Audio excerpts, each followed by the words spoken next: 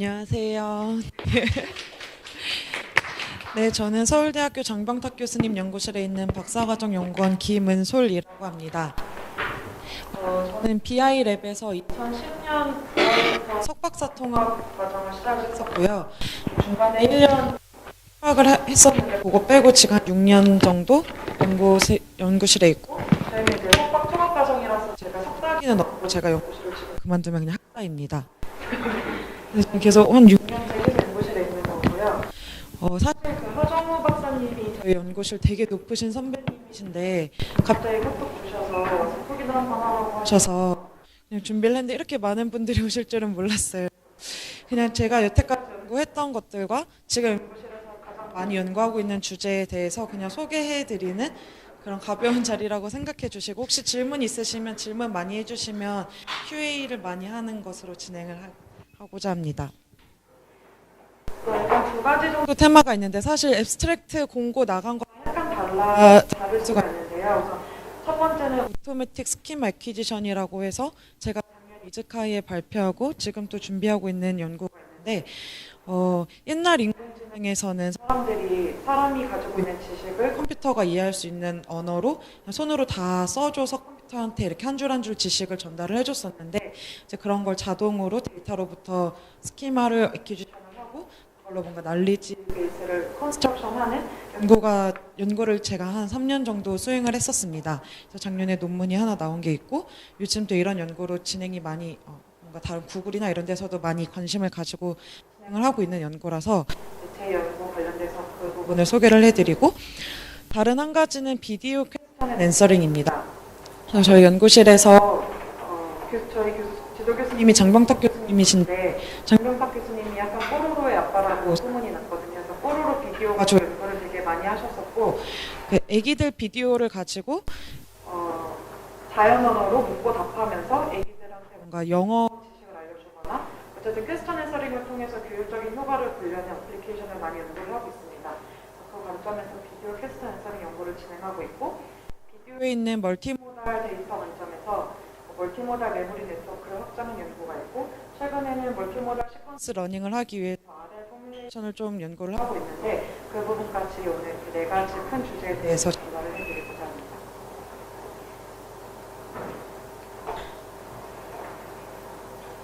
우선 앞에 한 20분에서 25분 정도는 스키마 컨스트럭션이나 스키마 애퀴지션 관점에서 보려고 합니다.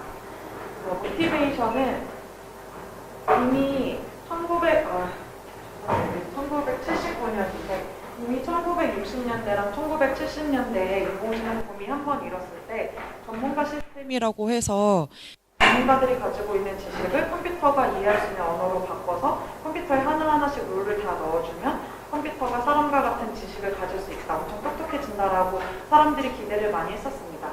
그때가 AI 첫 번째 뭔가 전성기라고 볼 수가 있는데, 이제 그때 사람의 난리지를 어떻게 포멀 랭귀지로 바꿀 것인가에 대한 연구가 많이 진행이 됐었습니다.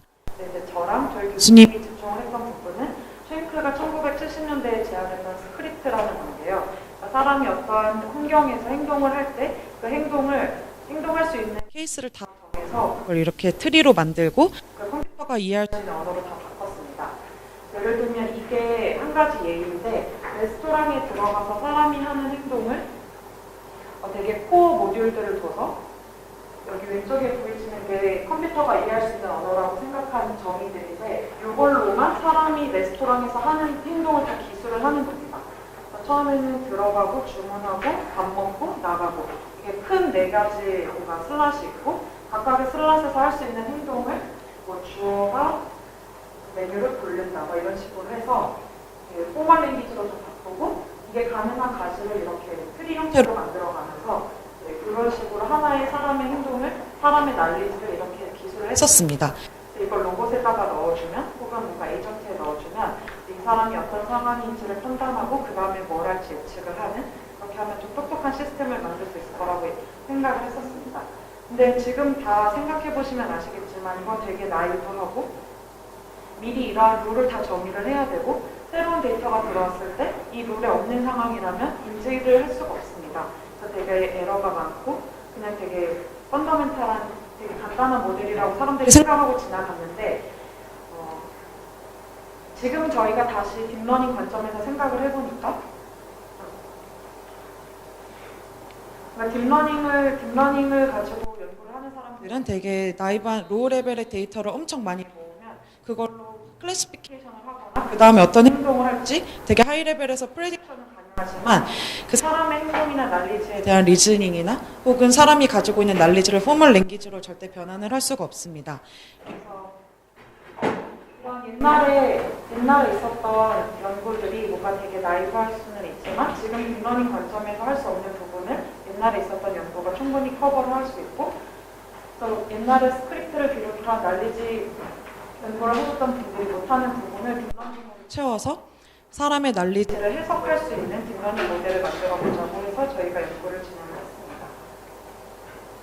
그래서 저희가 만들었던 게 하이어티컬 이벤트 네트워크라고 해서 멀티모달 데이터를 입력으로 받아서 사람의 행동에 대해서 예측을 하고 그 예측된 모델을 분석을 해서 사람의 날리지를 구조화하는 모델을 만들었습니다. 우선 비교를 위해서 똑같이 쉔크가 했던 것처럼 레스토랑 스크립트를 저희가 컨스트럭션 하는 게 목표였고요.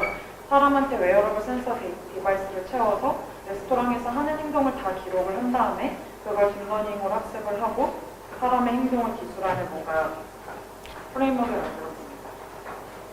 모델은 이따 다시 설명드리고 데이터를 저희가 직접 수집을 했는데 아웃백이나 새마을 식당 같이 저희가 식사를 하는 곳에 직접 아이 트래커랑 여기 손목에 달린 스마트워치를 차고 가면 이걸 구글 글래스로도 저희가 실험을 했었는데 지금 이 사람이 어디를 보고 있는지 1인칭 관점에서 비디오가 녹화가 되고 소리도 녹음이 되고 그다음에 손목의 움직임을 기록을 할 수가 있습니다. 그러면 적어도 뭐 고기를 써는 행동을 하고 있는지 아니면 물을 마시고 있는지 이 정도는 손목의 움직임으로 디텍션이 가능하기 때문에 뭔가 도움이 되지 않을까 해서 두 가지 웨어러블 디바이스를 저희가 사용을 했고 이 두 가지 웨어러블 디바이스부터 5가지 종류의 웨어러블 센서 신호를 수집을 했습니다.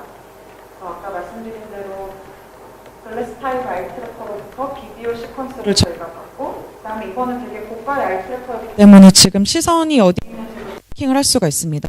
텐션 네트워크를 약간 고려를 해서 데이터를 모았었고 그다음에 소리 신호를 다 받을 수가 있는데 사실 여기에서 그냥 자동으로 음성 인식을 하려고 했는데 생각해보시면 새마을 식당이나 아웃백이 정말 시끄럽기 때문에 음성 인식이 불가능했습니다. 그래서 저희가 초기 실험으로는 그냥 저희가 다 딕테이션을 해서 그냥 텍스트를 다 만들었고요. 그래서 결국 이 디바이스로부터는 이미지 시퀀스랑 그 다음에 텍스트 정보를 받았고 그다음에 손목에 있는 스마트워치를 이용해서 손목의 가속도, 손목의 움직임을 기록한 가속도 시퀀스와 그다음에 이거 두 개는 그냥 부가적인 건데 혹시 도움이 될지 몰라서 EDA라고 해서 피부 전도도, 그러니까 피부 밑에 있는 전도도랑 그다음에 혈압을 같이 쟀습니다. 그래서 한 번 사람이 식사를 하러 가면 들어가서 나올 때까지 한 40분에서 50분 정도가 걸리는데 그 정도의 분량을 5개의 시퀀스를 기록을 해서 사람이 레스토랑에 들어가서 하는 행동을 이렇게 5가지 정보로부터 모았습니다. 이렇게 모으고 이걸 학습할 수 있는 모델을 만들었는데요.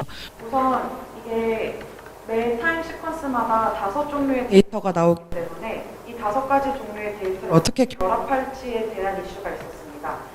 그래서 뭐 멀티모달 딥러닝 같은 게 예전에 2010년에 이미 있었고 요즘에도 멀티모달 러닝을 많이 하지만 저희가 가지고 있는 데이터는 굉장히 노이즈가 많고 로우 레벨 데이터이기 때문에 걔네들을 학습하는 게 우선 가장 큰 문제였고 저희가 찾은 해법은 5가지 데이터를 각각 모델링할 수 있는 RBM을 만들어서 각각을 엑스트랙트하는 되게 좋은 피처들을 먼저 찾았습니다. 그래서 비디오에서 나오는 정보를 1초에 하나씩만 이미지를 받아서 걔를 함축하고 있는 히든 레이어의 피처들을 찾고 그다음에 텍스트 정보도 저희가 쓴다고 했으니까 그 텍스트에 대한 정보를 찾고 각각의 모달리티에 대한 피처를 찾았는데 그 피처를 찾기 위해서는 네. 그때 그 웨이트를 하기 위해서 네. 그러면 어떻게 하시나요? 레이블이 뭘까요? 우선은 이거는 피처만 찾는 거기 때문에 언슈퍼바이스 러닝으로 해서 그냥 인코더처럼 RBM이라고 말해주죠. RBM은 나갈까요? 네네. 그냥 인코더 오토인코더를 썼습니다. 그래서 베리에이션 오토인코더를 쓰면 레이블이 없어도 되니까. 그냥 이 정보를 함축하는 피처라고 생각을 하고 먼저 각각의 피처들을 먼저 찾아놨고요. 그래서 각각의 모달리티마다 피처를 뭔가 찾고 나면 이제 얘네들을 결합을 해야 되는데 기존의 방식들은 여기 있는 애들을 그냥 컨캐티네이션을 시켜서 하나의 피처 벡터를 새로 만듭니다. 근데 그렇게 하다 보면 각각의 모달리티에서 함축되는 정보들의 디멘전 사이즈도 다 달라지고 그다음에 저희가 제대로 뭔가 정확하게 모르기 때문에 이 데이터가 지금 어떠한 상황인지 얘를 그냥 컨캐티네이션을 할 경우에 한쪽으로만 몰빵을 하거나 뭔가 제대로 학습이 안 되는 문제가 있었습니다. 그래서 상황에 따라서 필요한 피처 정보만 필요한 모달리티의 정보만 캐치를 해서 결합하도록 하는 게이트 모듈을 여기다가 추가를 했었습니다. 근데 요즘에는 GRU나 LSTM에서 게이트 모듈을 많이 쓰기 때문에 이거 게이트를 넣는 게 되게 자연스러운 어프로치지만 제가 처음 시작할 때는 게이트를 많이 넣지는 않았었고요. 저는 오히려 인지과학 쪽에서 사람이 멀티센서리 큐 인테그레이션을 할 때 사람이 어떻게 정보를 결합하는지를 공부를 하고 거기에서 사람이 커저 스트럭처를 만든 후에 게이트를 둬서 필요할 경우에는 뭐 5개 중에 3개의 정보를 결합하고 필요하지 않으면 1개의 정보만 가져다가 쓰고 이러한 메커니즘을 보고 이제 딥러닝에 적용을 하고자 여기에 게이트 모듈을 넣어서 결합하는 모듈을 만들었고 네. 그 다음부터는 시퀀셜하게 정보가 들어오는 거니까 시계열 데이터를 그냥 결합을 하면 되는 건데 저희가 좀 순차적으로 실험을 많이 해봤습니다. 그래서 그냥 타임 윈도잉을 두어서 한 정해진 윈도우 안에 있는 피처 벡터들을 다 컨캐티네이션을 시켜서 프레딕션을 하는 것과 RNN 모듈을 돌려서 프레딕션을 하는 것과 여러 가지 실험을 해봤었는데 우선 여기에서는 그냥 윈도잉을 두어서 그 안에 있는 애들을 컨캐티네이션을 시키고 클래시피케이션을 하는 것이 충분한 성능을 보였기 때문에 왜냐면 RNN은 그래도 학습 파라미터가 훨씬 많고 학습이 복잡하니까요. 네, 그래서 윈도잉을 둬서 이벤트를 프레딕션 하는 방식으로 학습을 했습니다. 네. 그래서 말씀해주신 대로 지금 이 뉴럴 네트워크를 학습하려면 레이블이 있어야 되는데 그 레이블은 저희가 사람이 레스토랑에 가서 할 수 있는 행동을 12가지로 정의를 했고 그러니까 저희가 데이터 인스펙션을 해보고 나올 수 있는 경우를 다 체크를 했을 때 12가지 클래스가 가능해서 저희가 레이블링을 우선 다 달았었고요. 그래서 그 1초면 1초, 10초면 10초 사이에 데이터가 들어왔을 때 그걸로 그 레이블을 프레딕션 하도록 오브젝티브 펑션을 만들어서 그 다음에 학습을 시켰습니다. 그래서 네, 그냥 여기는 데리베이션이니까 제 모델이 돌아간다는 걸 증명하기 위한 네, 제가 아까 말씀드린 그 레이블을 맞추는 것을 크로스 엔트로피로 오브젝티브 펑션을 두고 그냥 학습을 했었고 네, 한 가지 재미있었던 부분은 이제 저희가 어떤 시점에 5종류의 데이터가 들어온다고 해서 그 5종류의 데이터를 다 사용하는 것이 아니고 필요에 따라서 일부분만 선택을 해서 사용을 하게 되는데 그 어떠한 모달리티의 정보를 선택할지를 게이트에 웨이트를 줘서 그 웨이트를 같이 학습을 시켰습니다. 그래서 지금 들어오는 입력의 조합을 보고 필요한 게이트를 열어서 필요한 정보만 가지고 오고 걔네들을 결합하는 웨이트가 있어서 그 웨이트에 따라 결합을 한 후에 프레딕션을 하도록 하는 방식으로 모델을 세웠습니다. 네. 네, 맞습니다. 지금 들어오는 피처들만 보고 게이트를 열고 닫습니다.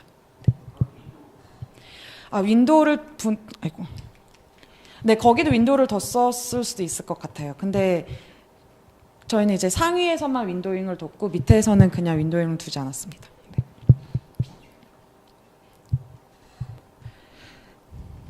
네, 그랬을 때 근데 성능은 그냥 저희가 생각했을 때는 리즈너블 했는데 저희가 클래스가 12개고 그다음에 굉장히 노이즈한 데이터임에도 불구하고 안 봤던 데이터에 대해서 85%의 성능으로 우선 12개의 클래스 중에 하나로 프레딕션을 하는 것을 볼 수가 있었고요. 네. 이거를 가지고 그냥 이렇게 보면 조금 간단한 스테이트 트랜지션 다이어그램이지만 이제 사람이 레스토랑에 갔을 때 어떠한 행동을 하는지 그걸 가지고 뭔가 룰을 만들 수 있지 않을까 사람의 행동에 대한 룰을 만들 수 있지 않을까 해서 이런 다이어그램을 그려보았습니다. 네. 질문이 있는데 네. 해결하신 문제가 그냥 멀티레이블 문제가 아니라 클래스 문제인데 사람은 어찌됐든 저 할 수 있는 12개의 이벤트 중에 동시에 할 수 있는 것들은 네, 좋으신 질문인데 저희가 레이블링을 직접 할 때 최대 2가지 정도가 겹칠 수는 있었어요. 네, 근데 그건 타임 윈도잉을 어떻게 두느냐의 문제였다고 저희는 판단을 했거든요. 그러니까 저희가 1초마다 레이블링을 하거나 뭐 10초 정도 봤을 때에는 그 안에 멀티 레이블이 가능하지만 1초 단위로 끊어서 클래시피케이션 할 때에는 사실 그렇게 동시에 뭔가 행동을 할 수는 없어서 그런 문제는 약간 좀 타임 윈도잉을 좀 짧게 보는 식으로 해서 한 개 클래스 레이블 맞추는 문제로 바꾸었습니다. 네, 그럼 일단 궁극적으로 데이터로부터 어찌됐든 이런 포멀한 스키마를 네네. 수정한다는 모티베이션이 좀 생각보다 좀 이상한 네, 것 맞습니다. 같은데, 네네. 임페리컬 데이터로부터 우리가 포멀한 이미지를 디파인한다는 게 맞는 건가요? 네. 실질적으로? 네, 사실 그래서 제가 앞에서 모티베이션이 굉장히 거창했지만 작년 연구까지는 사실 이 정도의 스테이트 트랜지션 다이어그램밖에 못 만들었고 오히려 멀티모달 러닝을 어떻게 잘하는지 거기에 뭐 게이트를 잘 두어서 새로운 모델을 제안했다는 점에서 약간 컨트리뷰션이 있었는데 그 다음 연구에서는 실제로 임피리컬 데이터로부터 뭔가 트리플렛을 정의를 하고 거길로부터 포멀 랭귀지를 만들어내는 후속 연구로 진행을 했습니다. 네. 네, 근데 그 말은 즉슨 우리가 못 본 언신 이벤트 같은데 사람은 어찌됐든 난리지라고 하는 애가 경험적으로 얻을 뿐만 아니라 어떤 다른 정보도 얻을 수 있는데 네네. 이 방법은 결국에는 아. 임페리컬리 얻을 수 있기 때문에 네, 맞습니다. 그런 면에서 스키마를 정의한다는 자체가 좀 이상하지 않나요? 네, 맞습니다. 사실 제가 한 슬라이드를 뺐는데요. 그러니까 최고 위의 레이어에서는 저희가 정했던 레이블대로 클래시피케이션을 하게 하고 그 중간 레이어들을 좀 저희가 해석을 하면 이렇게 사람이 하는 행동을 조금 더 작은 액션 스키마 단위로 나누어서 저희가 이해는 못하지만 이 행동을 하기 위해선 이러한 패턴의 행동을 하더라라는 해석이 가능하기는 했었습니다. 근데 뭔가 좀 눈으로 봤을 때 명확하지 않아서 제가 빼기는 했는데 그걸 하이어라키칼 구조에서 좀 해결을 하려고 하기는 했었습니다. 네, 학습을 하려면 어쨌든 레이블은 있어야 되기 때문에 지금 딥러닝 구조들이 네, 그래서 레이블을 두고 클래시피케이션 문제로 풀다 보니까 약간 그런 한계가 있기는 했는데 지금 소개드릴 이 다음 연구를 보시면 이제 레이블 없이 이제 데이터 안에서 자체적으로 포멀 랭귀지를 구축하는 연구를 확정을 했었거든요. 네. 그게 뭐냐면 이제 위키하우 데이터셋을 이용해서 저희가 그 난리지를 컨스트럭션 했던 연구인데요. 이게 이런 사이트가 왜 있는지는 잘 모르겠지만 막 샌드위치 만드는 법, 뭐 만드는 법에서 시시콜콜한 것들에 대해서 이제 사람들이 이렇게 그걸 하는 절차적인 지식을 기술한 사이트가 있습니다. 그래서 wikihow.com이라는 데 가시면 뭐 윈도우에서 뭐 시스템 소리를 끄는 법, 막 이런 거 되게 자세한 레벨까지도 사람들이 질문을 올리면 이렇게 왼쪽처럼 필요한 그림을 넣고 그 그림마다 설명을 이렇게 답니다. 네, 네, 좀 이 데이터를 저희가 쓰기에 좋았다고 생각했던 이유는 이미지 하나마다 사람들이 자연 언어로 패러그래프 하나를 기술을 하고 그 패러그래프를 요약하는 요약문을 맨 위에다가 적게 됩니다. 그래서 데이터가 이러한 구조가 항상 되고, 그래서 요게 한 타임 시퀀스의 데이터라고 보면 한 타임 시퀀스에는 이미지 데이터 한 장이랑 그다음에 텍스트 데이터가 들어오고 걔를 요약하는 정보가 이렇게 패러그램마다 하나씩 달려 있습니다. 그래서 저희는 이 데이터를 학습시켜서 이러한 데이터가 이 패러그래프를 요약하는 이 문장이 이 두 개의 정보를 요약하는 정보라고 생각을 하고 요 요약문 없이 이미지 시퀀스와 텍스트 시퀀스를 학습을 시켰을 때 이 요약문들을 포멀하게 프레딕션을 하는 알고리즘을 개발을 했습니다. 네, 그래서 보시면 이게 타임 시퀀스라고 보기에는 좀 그렇지만 이제 절차적 지식이니까 이게 뭘 하고 그 행동들 사이에 시퀀스가 있어서 그걸 이제 타임 시퀀스로 생각을 했고 매 타임 스텝마다 이미지가 한 장 들어오고 그 이미지에 기술되어 있는 텍스트가 들어옵니다. 그러면 그 두 개를 아까 저희가 제안한 게이트 모듈이 포함된 뉴럴 네트워크로 학습을 해서 이 두 가지 정보를 함축하는 뭔가 뉴럴 레프레젠테이션을 만들고 그 뉴럴 레프레젠테이션을 이용해서 프레디킷을 생성을 합니다.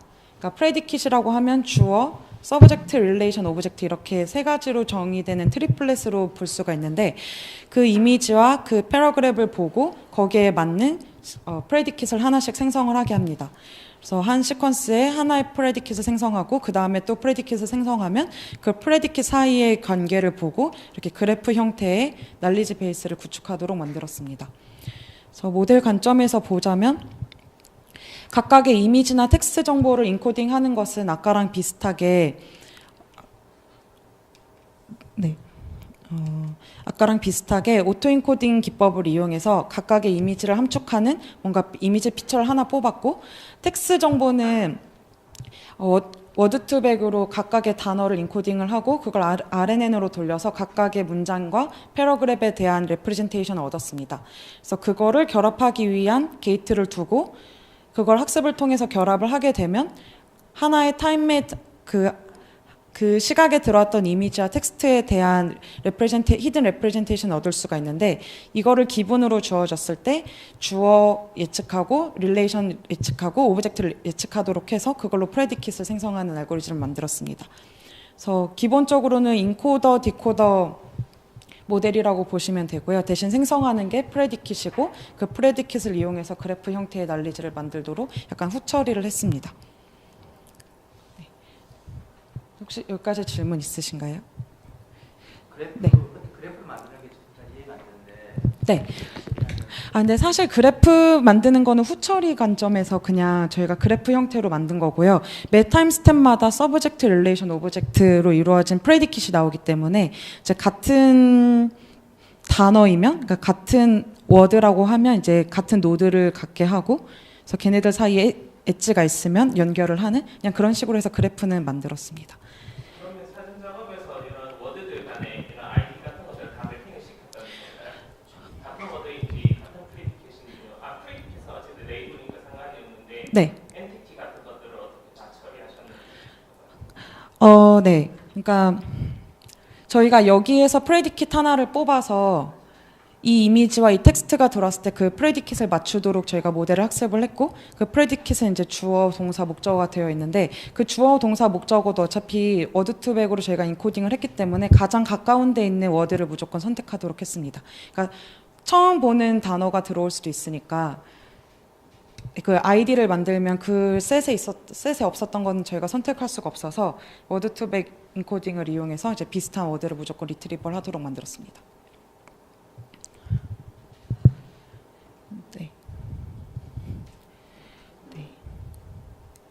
네, 그렇게 하면 그 하나의 절차적 지식에 몇 개의 시퀀스가 있느냐에 따라서 하이어라키가 있는 RNN이 만들어지고, 얘네들을 학습을 해서 각각의 학습한 리프레젠테이션이 뭐 30이면 30에서 3의 배수로 떨어지게 되는데, 앞쪽에 있는 10개의 레프레젠테이션으로 서브젝트를 하나 만들고 그 다음에 릴레이션 만들고 오브젝트 만들고 해서 프레디킷 하나가 만들어지면 프레디킷들이 연속적으로 해서 계속 만들어지니까 그걸 이용해서 그냥 그래프 만드는 건 후처리로 학습하지 않고 그냥 그래프 형태로만 바꿔 주었습니다.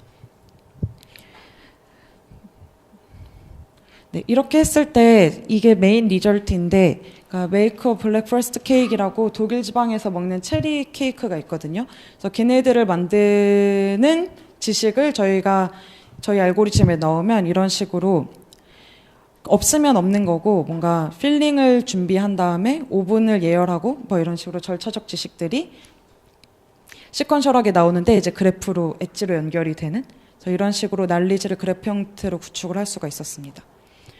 그래서 사실 이거를 만들고 나서 그냥 이걸 만드는 것도 의미가 있을 수는 있지만, 이걸 이용해서 QA를 하려고 저희가 이 모델을 만들었거든요.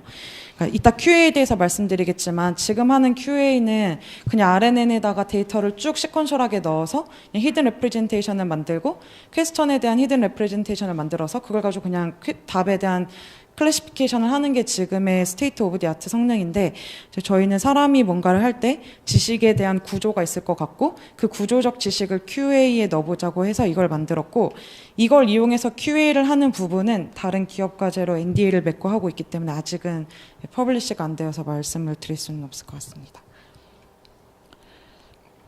네, 그래서 여기까지가 이제 스키마나 난리지 구축에 관련된 내용이었는데, 혹시 여기까지 질문 있으신가요? 네. 네네. 사실 그래프는 그래프 만들어주는 툴을 이용해서 그냥 연결만 한 거거든요. 그래서 첫 번째 스텝에 필링이라는 노드가 생겼고, 그 다음에 프리페어라는 엣지가 생기고, 그다음에 얘는 어떠한 노드랑도 연결이 안 되면 그냥 블랭크 노드랑 필링이라는 노드를 만들고 그 사이에 그냥 프리페어라는 엣지를 두고요. 근데 그 다음에 그 매 타임스텝마다 프레디킷이 하나씩 만들어지기 때문에 그때 프레디킷과 그 다음에 프레디킷은 그 방향성 있는 엣지로 그냥 연결을 할 수가 있거든요. 그래서 연결을 쭉쭉 하다가 가끔은 이렇게 건너뛰는 엣지가 만들어지기도 하고, 네. 그래서 그냥 생성된 프레디킷들을 그냥 어떤 툴을 돌려서 그냥 그래프로 만들었습니다. 노드 단위는 서브젝트, 오브젝트고요. 그 다음에 엣지는 릴레이션으로 정의를 했습니다. 저희가 만드는 프레디킷이 서브젝트, 오브젝트 릴레이션이니까. 네. 네. 네네. 아닙니다. 그냥 VGGNet을 이용해서 피처만 뽑았기 때문에 따로 레이블링이 되지는 않았습니다. 그냥 네. 그냥 뭐 임플리시트하게 그 히든 레프레젠테이션에 들어있을 거라고 생각을 하는 거고 저희가 따로 학습을 하거나 뭔가 레이블을 따로 달지는 않았습니다. 네, 그게 VGGNet이 내추럴 이미지를 이용해서 프리트레인이 된 거기 때문에 이 정도는 좀 클래시피케이션이 잘 되게 해주는 레프레젠테이션이거든요, 구조거든요. 근데 저희가 따로 그 이미지 클래시피케이션에 대한 성능을 측정하지는 않았고요. 그냥 이걸 가지고 그냥 전처리 기법으로 그냥 전처리라고 생각을 하고 피처 뽑는 데만 썼기 때문에 뭔가 따로 거기 그 부분에 대한 그 모듈에 대한 성능은 측정하지 않았습니다. 네네. 네네. 그럴 거라고 그냥 예상을 하고 피처를 쓰는 거고요. 대신 이제 텍스트 정보가 같이 들어가고 태스크에 따라서 지금 학습을 하는 거니까 그런 부분이 잘 알아서 그냥 임플리스트하게 학습이 될 거라고 가정을 해야 되는 부분입니다. 네네네. 근데 사실 그러한 거를 구조적 정보로 해서 더 추가로 넣으려는 연구는 있습니다. 이게 이미지를 넣고 그 이미지에 있는 오브젝트나 오브젝트 사이의 릴레이션을 뽑아낼 수 있는 기술들이 요즘 있기 때문에 그냥 그거를 여기에 같이 접목할 수 있도록 하는 연구들은 최근에 진행되고 있는데 이제 또 그러다 보면 사람 손을 한 번 더 타는 거고 로우 레벨 데이터를 바로 쓴다는 측면에서 약간 한번 개입이 들어가는 거라서 그냥 내추럴 이미지를 쓰는 연구를. 네. 이 만들어진 그래프에 대한 평가는 어떻게 하나요? 사실 그 부분이 가장 문제인데 저희는 우선 학습은 프레디킷을 잘 맞추도록 학습을 했고 학습에 대한 이제 프레디킷 레이블은 저희가 만들 수가 있으니까 물론 이제 내재적으로 근데 그거를 하고 나서 만들어진 그래프가 얼마나 좋은지 판단이 객관적으로 되지 않았기 때문에 사실 얼마 전에 논문에서 떨어졌습니다. 그 부분에 지적을 받아서. 근데 저희가 할 수 있는 방법은 이제 뭐 사람이 봤을 때 얼마나 좀 말이 그럴싸한지를 가지고 뭔가 사람들이 평가를 해주는 점수를 원래 쓸 수가 있었고 이제 이거를 가지고 QA를 하기 때문에 QA 성능을 이용해서 이 그래프 컨스트럭션 된 그래프의 성능을 대신하려고 지금 준비하고 있습니다. 그리고 한 개 더 있는데 이 보통 나리지 그래프라고 하면 스키마 레벨의 인포메이션이 있는데 네. 데이터 드리븐으로만 만들면 그런 스키마 레벨의 인포메이션을 사용하지 못하는데요. 네네. 예를 들어 뭐 사람이 뭐 동물이라든지 뭐 그런 인포메이션들을 못 쓰는데 그런 인포메이션 같이 고려해서 네. 만든 연구 같은 것들은 굉장히 많이 되게 좋으신 질문입니다. 저희도 지금 그걸 하려고 하고 있는데 그래서 그냥 이렇게 그래프를 만들면 프레딕션된 레이블만 가지고 그래프를 만들어야 되기 때문에 정보가 많이 손실되거나 그 프레딕션된 성능이 떨어지면 만들어진 그래프도 당연히 좋은 성능을 낼 수가 없습니다. 그래서 이제 필요한 온톨로지 같은 걸 저희가 이제 오픈 소스로 쓸 수 있는 온톨로지가 많아서 저희가 주제를 안다고 하면 그 주제에 관련된 온톨로지를 기본 그래프로 두고 그 그래프를 이용해서 그래프를 업데이트 해나가는 연구를 해보려고는 하고 있습니다. 근데 사실 그렇게 쉽지는 않고 좋은 연구 주제가 될 것 같긴 합니다. 네. 네. 네, 맞습니다. 네네. 거기도 저희가 두 가지 실험을 다 해봤는데요. 이제 얘네들을 피처를 뽑은 RBM이라든지 오토인코더가 있으니까 그걸 밑에 두고 그 밑에까지 백프로포게이션을 해보고 그걸 같이 학습시키는 거를 한번 해봤는데 그렇게 성능이 차이가 안 나는 것 같아서 네, 그냥 여기까지만 하고 이 밑으로는 그냥 쓰지 않았습니다. 이 딥러닝이 항상 그렇듯이 뭔가 이론적으로는 증명이 안 되고 실험해보고 성능이 안 나면 안 쓰는 거라 약간 찝찝하긴 한데 네, 좋은 지적이십니다. 네.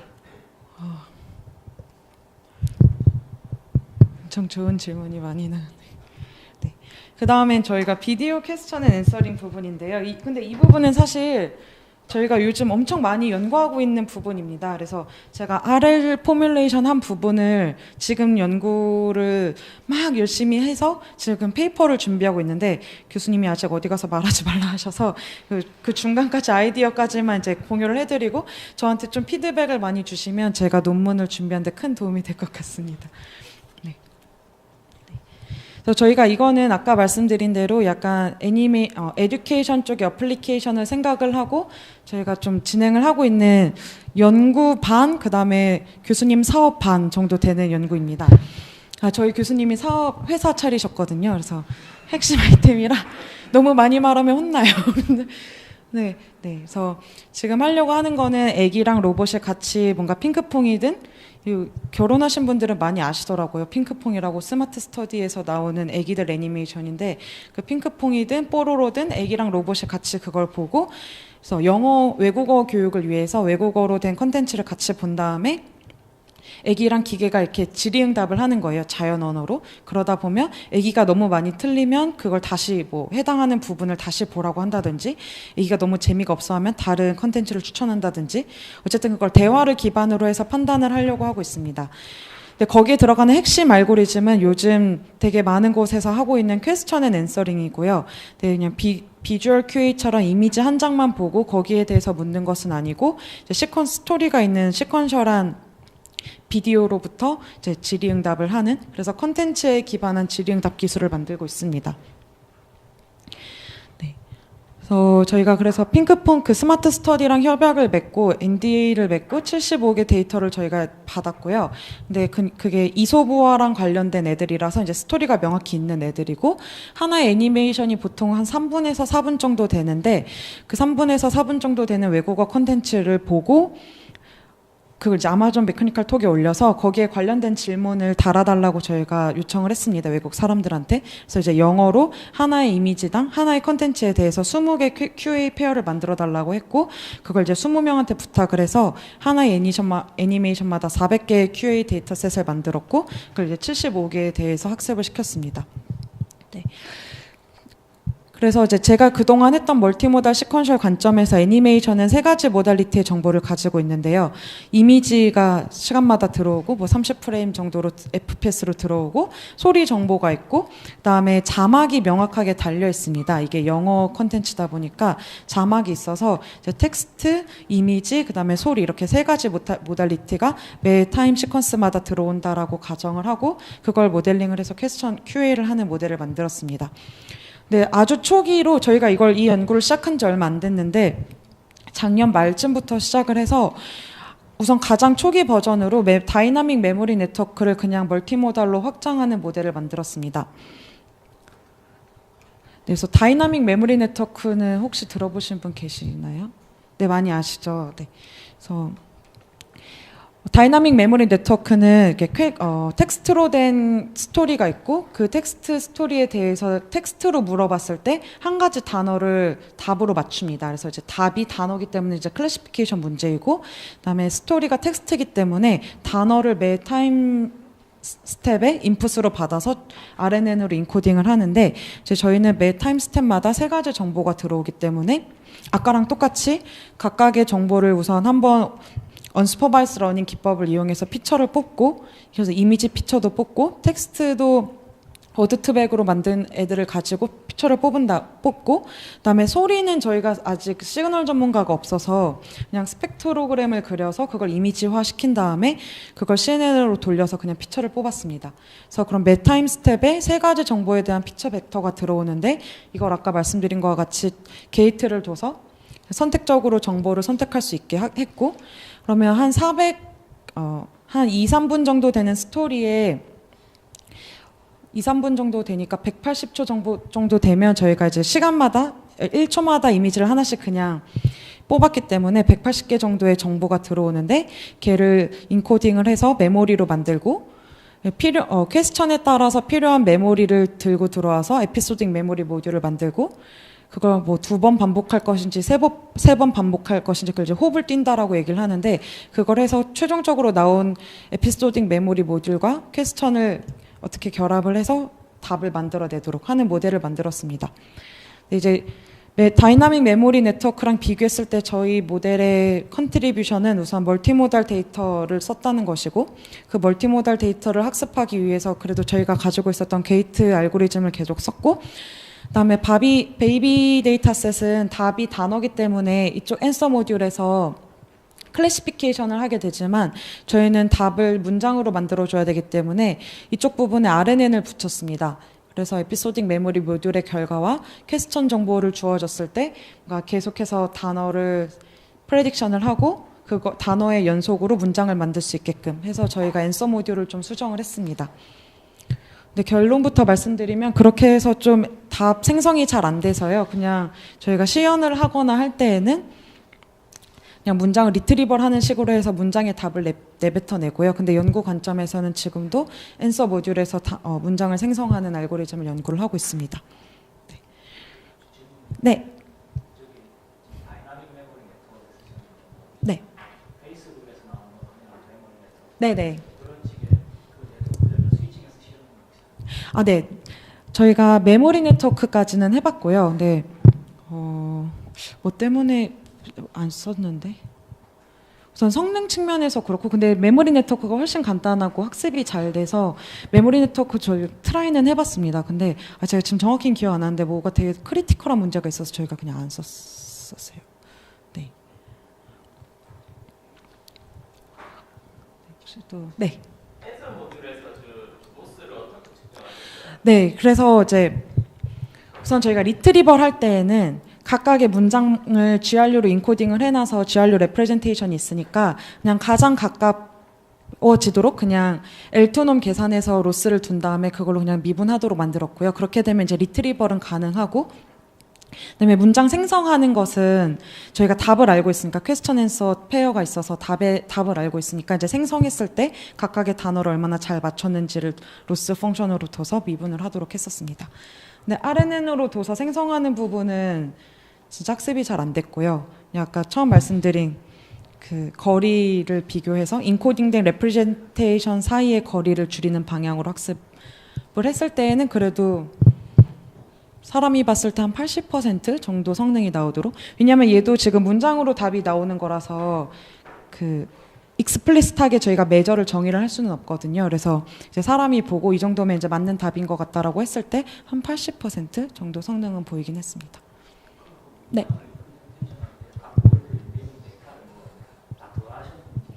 아닙니다. RNN을 썼기 때문에 이제 문장의 단어가 5개가 있다고 치면 각각의 단어를 워드2백으로 바꾸고 그 워드2백을 RNN에 계속 입력으로 넣으면 5번 입력 넣고 나면 맨 마지막 스텝에서의 히든 레프레젠테이션이 나오는데 그걸 이제 그 문장에 대한 레프레젠테이션이라고 두었습니다. 네네네. 지금 모델에서는 그렇습니다. 원래는 그것도 해봤는데 이게 RNN을 같이 저기 앤서 모듈에다가 두고 학습을 하면요. 이게 무빙 타겟 문제가 되는 거거든요. 그러니까 RNN에 대한 웨이트를 같이 학습을 하는 거니까 답이 매 스텝마다 바뀌는 거예요. 그래서 학습이 굉장히 안 되고 그러니까 바로 로스가 빵으로 떨어지는데 보면 제대로 성능이 안 나오는 그래서 그 부분이 있어서 우선 그거는 빼고 진행을 했습니다. 네. 네. 아닙니다. 여기에도 게이트가 있고 각각의 게이트가 열렸을 때 결합을 위한 웨이트가 따로 있습니다. 그래서 네, 맞습니다. 그래서 우선 편의를 위해서 그냥 각각의 피처를 다 사이즈를 같게 뒀습니다. 각각 모달리티의 피처 사이즈를 그냥 같게 두고 우선 구현을 했습니다.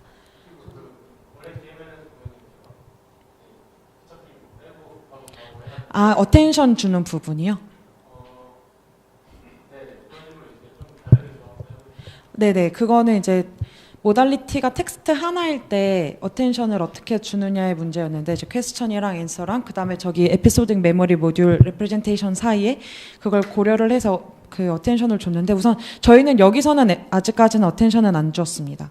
그러니까 저희는 모달리티가 여러 개이다 보니까 그 모달리티 중에서 어떤 거를 선택할지를 우선 저희는 어텐션이라고 생각을 해서 그 DMN에서 쓰는 어텐션 기작은 쓰지는 않았습니다. 저도 그 부분 좀 헷갈리는데 네. 말씀하신 이제 게이팅처럼 스위칭 아까 그림 그렸던 게 요즘 용어로 뭐 텐션하고 네네. 네 맞습니다. 네네. 그 둘의 뭐 스크립트 명시적인 차이가 있어서 그거를 아. 그냥 텐션 모듈이다 각 디멘션이다. 네네네. 아, 맞습니다. 그러니까 사실 어텐션이 요즘에는 굉장히 많이 쓰는 용어잖아요. 근데 저는 이제 이렇게 어텐션이 퍼퓰러해지기 전에 우선 제가 게이트를 만들어서 그냥 그렇게 쓰는 거고, 근데 어텐션 모듈이랑 수식적으로 비교를 해봤을 땐 되게 비슷한 부분 많이 있습니다. 그래서 그 부분의 관계에 대해서 지금 좀 정리하는 연구도 하고는 있어요. 네. 약간 미리 하기는 했는데 약간 이미 어텐션이라고 다 말이 나와서 이렇게. 그 인풋 데이터를 만들 때 보면은 입력이 결국 비전은 비디오고 네네. 스위치도 T, 도메인 스펙트로그램 네 맞습니다. 뭐 단어도 서브타이틀 아, 서브타이틀 고 타임 스텝에 걸리는 단어들. 네. 그래서 네. 그런 상황에서 네, 했습니다, 그냥. 근데 그렇게 네, 코딩하면 금방 하는 일이긴 한데 그게 좀 인위적이기는 하겠죠. 사람이 봤을 때에는. 네. 사실 저희는 코딩을 그렇게 잘하지 못해가지고 그렇게 데이터 만드는 게 시간이 제일 오래 걸리거든요. 모델 만드는 것보다. 네. 근데 그렇게 해서 데이터셋 만들어서 진행했어요. 네. 와, 제가 최근에 다닌 톡들 중에서 정말 너무 좋은 피드백 최고 많이 받는 톡인 것 같아요. 그 다음에 이건 진짜 제가 지금 준비하고 있는 논문이라서 좀 이상할 수도 있어요. 이상하거나 좀 아닌 것 같으면 저한테 피드백을 좀 주세요. 네. 아, 엄청 이렇게 좋은 피드백 받을 줄 알았으면 아예 드래프트를 갖고 올 것을. 그래서 어쨌든 제 연구의 흐름은 제가 내년 2월 졸업을 목표로 하고 있는데요. 제 연구의 흐름은 멀티모달 데이터를 시퀀셜하게 어떻게 잘 결합할지에 있습니다.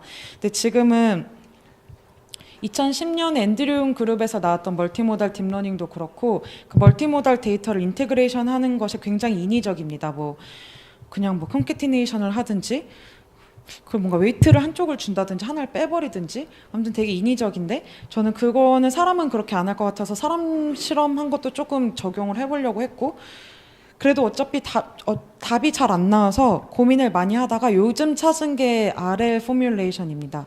그래서 제가 생각하는 거는 각 타임 스텝마다 3가지 종류의 정보가 들어오면 결합할 수 있는 조합의 수가 8가지가 나오거든요.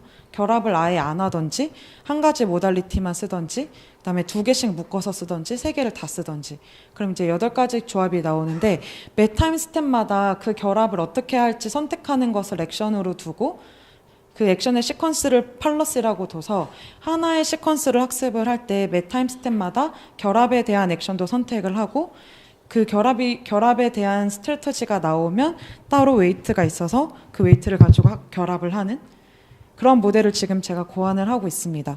그래서 액션 스페이스는 그 결합을 할 수 있는 8가지 조합이고요. 각각의 타임 스텝마다 이 액션을 선택을 하게 되면 각각 액션에 대한 웨이트 매트릭스가 있는데 사실 웨이트 매트릭스는 4개만 있어도 됩니다. 이제 2개 결합할 때, 그 다음에 3개 결합할 때 그때만 웨이트 매트릭스만 있으면 되기 때문에 그 펄리시를 위한 부분과 결합을 위한 웨이트 매트릭스 4개를 학습을 시켜서 하나의 시퀀스를 학습했을 때 효율적으로 모달리티 정보를 선택하도록 하는 모델을 지금 고안을 했고 네?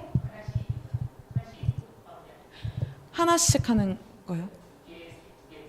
아, 네, 그렇죠. 네, 하나씩만 쓰는 거. 그럼 이제 3가지가 있고 2개씩 쓰는 게 3가지가 있고 아예 다 쓰는 거랑 아예 안 쓰는 거. 아예 안 쓰는 거를 아예 안 쓰는 걸 쓴 이유는 이제 그 타임 스텝의 정보가 필요 없어서 그냥 점프를 하는 거예요. 네. 아, 네네네네네. 아, 네네. 그쵸. 그건 이제 그냥 제 생각에는 아무것도 안 쓸 때에는 그냥 그 정보를 그냥 위로 올려서 그 위에 히든해서 어차피 한 번 학습을 또 하기 때문에 웨이트 파라미터가 너무 많아서 학습이 안 될까봐 우선 4가지로만 생각을 했는데, 네, 맞습니다. 하나씩 쓴 거. 네.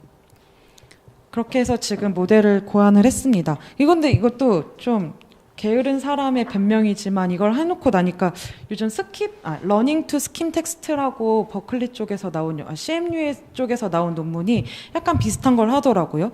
이제 그 사람들은 텍스트 데이터가 들어왔을 때 매 단어마다 다 히든으로 올리는 게 아니고 이제 점프를 해서 이제 필요 없는 애들은 다 떨어뜨리고 필요한 단어들만 위에 히든으로 올려서 이제 학습을 하는 모델이 나와서 또 제가 너무 게을러서 연구를 느리게 해서 또 뺏길까봐 열심히 하고 있는 부분인데요.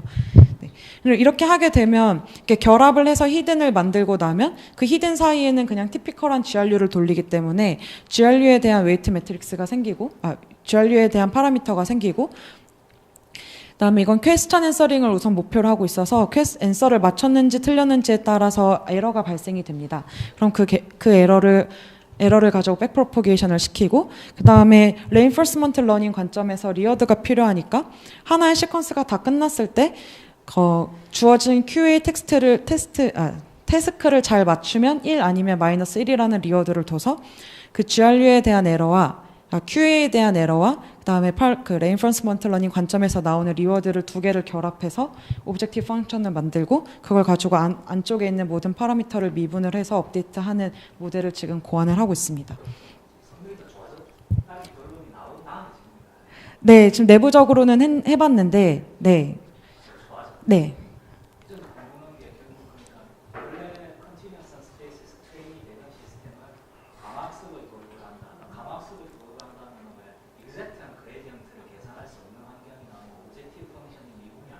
네네. 이런 환경에 우리가 강화학습 네, 맞습니다.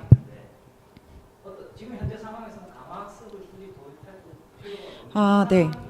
성능이 더 좋아졌다. 네, 그건 우선 강화학습을 굳이 이용했던 부분은 여기 액션을 선택하는 게 디스크리트한 액션이기 때문에 우선 컨티뉴어스하지가 않습니다. 그래서 이걸 액션을 선택하는 관점에서 저희가 명시적으로 선택을 해보고 싶어서 그래서 강화학습을 도입을 한 거고요. 그렇게 되면 이제 레인포스 알고리즘을 이용해서 그냥 미분이 가능하니까. 네. 네네네네네. 네, 그 부분은 지금 저희가 증명을 하고 있습니다. 그러니까 제가 이걸 이제 랩 세미나에서 발표를 했을 때 어떤 후배가 하드 어텐션이랑 비슷할 것 같은데 약간 조금 다른 측면이 있기는 한데 지금 증명을 해서 뭐가 다른지는 보고 있고요. 네, 되게 좋은 지적이십니다. 네, 올라가긴 올라갔습니다. 네, 그렇죠. 이제 왜 올라갔는지 이제 저희가 증명을 해야 되는 거라서 이제 좀 뜯어보고 있습니다.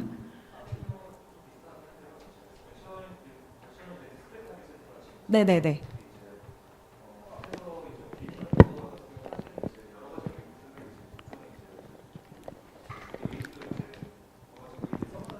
네네.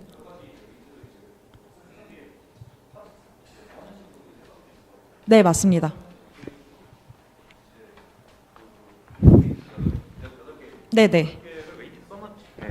여기 세팅도 이제 웨이트 8개를 웨이티드 썸을 하는 건데 그런 식으로 해석을 할 수 있을 것 같거든요. 근데 이제 여기 세팅에서는 이제 거기 웨이트를 하나가 1이고 나머지는 다 0인식으로 디스크리타이즈를 시켜가지고 그래서 이제 이런 이제 폴시 그레디언트 같은 알고리즘에 필요한 세팅이 나온 것 같고요. 네네.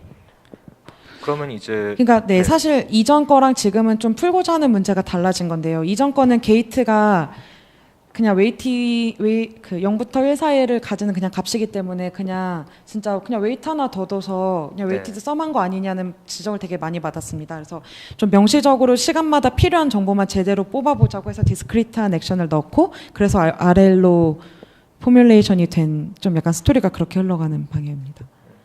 네, 근데 이제 제가 걱정되는 거는 그 폴리시 입장에서는 그냥 그 세 가지 물티모달 정보를 다 넘기는 식으로 일단 굉장히 이제 덤한 폴리시가 나오고 그리고 그런데도 이제 그렇게 나온 정보 웨이트만 잘 학습되면 기존하고 거의 비슷한 성능이 나올 수도 있을 것 같거든요. 네, 사실 그래서 저희가 그래서 전체적인 성능이 올라갈 수도 있겠지만 이제 저희는 좀 재미있는 예제를 지금 몇 가지 찾았거든요. 그래서 예를 들어서 사람들이 질문을 하다 보면 뭐 이미지에만 필요한 이미지 정보만 가지고 만든 질문들이 있어요. 예를 들어 지금 뭐 마녀의 망토 색깔은 무엇이야 이러면 사실 그냥 이미지에서만 정보를 많이 받으면 좀 재밌는 인터레스팅한 리절트가 되는 거잖아요. 그다음에 소리 같은 경우도 지금 빵했네 왜 빵했지 뭐 이런 식으로 이렇게 사람들이 좀 재미있는 질문들을 많이 던졌습니다. 근데 그거를 할 때 기존 알고리즘들은 말씀해주신 대로 그냥 다 결합해서 어떻게 뭐 파라미터가 잘 학습이 되면 성능이 잘 올라가는 뭔가 되게 두루뭉실한 결과밖에 못 보이는데 저희는 이제 그런 스페시픽한 이그젬플에서 좀 인터레스팅한 결과를 보일 수 있을 것 같아서 그걸로 좀 찾고는 있습니다. 근데 말씀해주신 부분을 지금 저희가 안에를 다시 뜯어보면서 왜 성능이 잘 나왔는지 그런 효과는 없었는지 좀 확인은 하고 있습니다. 방금 답변해 주신 거에서 기존 방식에서 이제 그런 재미있는 효과가 안 나타났다는 거는 게이팅에서도 안 나타났다는 네, 말씀이신가요? 맞습니다. 네, 사실. 네. 알겠습니다.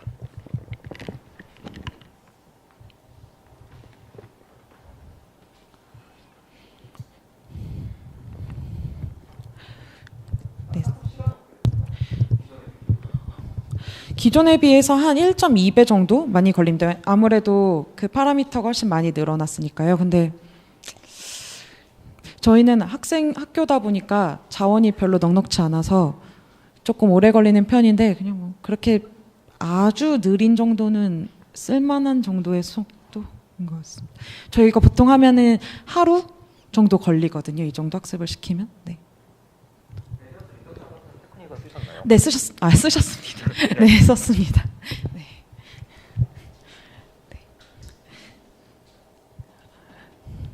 네, 사실 이게 마지막 슬라이드인데요. 이거는 그냥 뭐 파라미터 세팅하고 한 거라서. 네, 혹시 전반적으로 또 다른 질문 있으신가요? 네. 게이트 구할 때 그 퀘스천 정보도 들어가는 거죠, 인풋으로. 뭐 구할 때? 게이트 학습할 네. 때. 이 모델에서요? 그 위에서요. 여기서. 네, 맞습니다. 어차피 얘는 맨 마지막에 에러가 발생돼서 다 그걸로 백프로포게이션을 해야 되기 때문에. 근데 그 퀘스천 정보를 보고 게이트를 구하면은 사실 그 밑에서 액션 디스크리트하게 구한 거랑 사실 역할은 비슷한 거잖아요. 그러니까 게이트 디스크리트하게 안 해도 그게 좀 불필요한 정보가 네네네네.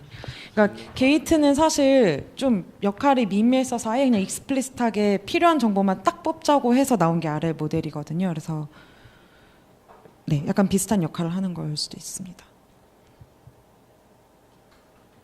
그 게이트 값이 이제 보통 뭐 어텐션 같은 경우는 이제 0에서 1로 노멀라이즈하고 합쳐서 1 되게 만들잖아요. 네네. 저기서도 그런 식으로 하나요? 그러니까 저희가 했었던 거는 노멀라이즈는 안 했고요. 그냥 각각 맨 마지막에 게이트가 어차피 시그모이드 펑션을 한번 통과하는 거라서 0부터 1 사이 값을 그냥 가지도록 했습니다. 그러니까 노멀라이즈를 할까도 고민을 했었는데 어차피 저걸 처음에 디자인했었을 때에는 이제 인지과학 쪽에서 많이 연구를 비슷한 포뮬레이션을 그냥 가지고 온 거거든요. 코그니티브 사이언스 쪽에서 나온 거를. 네. 근데 그래서 이제 노멀라이즈는 안 하고 그냥 0부터 1 사이로만 넣기 했습니다. 그거를 이제 전체 데이터들에 대해서 노멀라이즈 시키면은 그러니까 합쳐서 1 되게 노멀라이즈 시키면은 네. 좀 중요한 정보만 남고 안 중요한 정보가 0 되게 네. 거의 0에 가깝게 되는 효과가 네. 있을 것 같은데. 그 부분 좀 확인을 한번 해보겠습니다. 네. 네.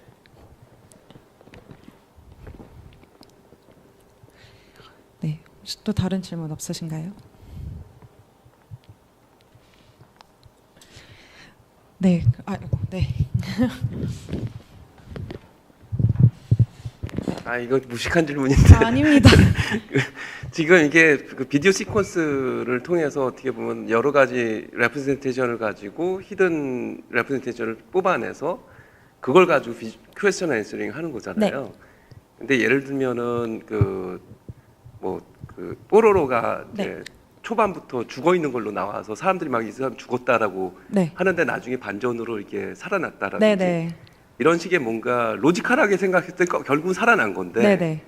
이 데이터를 트레이닝하는 과정에서 결국 죽은 케이스가 가장 많았잖아요. 네, 맞습니다. 결과적으로 어떻게 앤서를 할까요?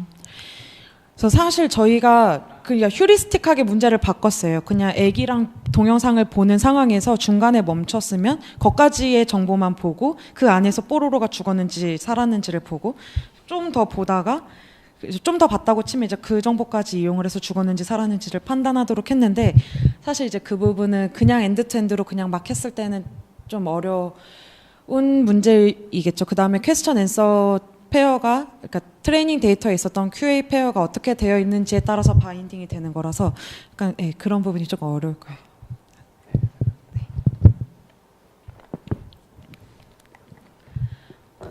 네, 질문 없으시면 마치겠습니다. 너무 감사합니다.